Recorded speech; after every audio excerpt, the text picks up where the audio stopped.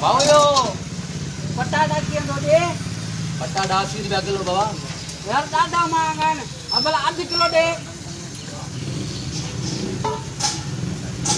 पटाटा बोले दे ना हां पटाटो रेडो होती तो खाने का पत्ता बढ़िया भूखा ही ना लगे हां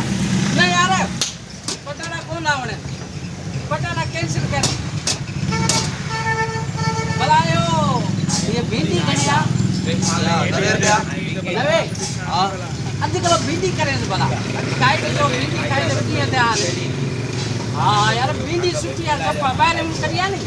तो भाई जी ना ना ना नहीं बने अरे बड़ा टमाटर घणे ये कैंसिल कर तू साला केड़े मनौस जो मोल सी आयो हां टमाटर दे टमाटर सुठा लीला बाहर में कारा और ये सही आ आधी किलो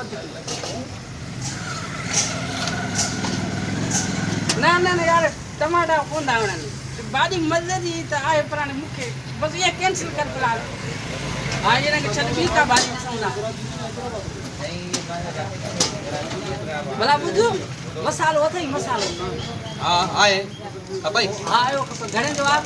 घणे यो कपई भाजी में तो फ्री में मिलंदो हां बाकी हूं घणे यो कपई भला टेस्ट लाए हुंदो न थोरो हां ओ ही दैई सके ले हल रामू को बेजार बच वाला ने हल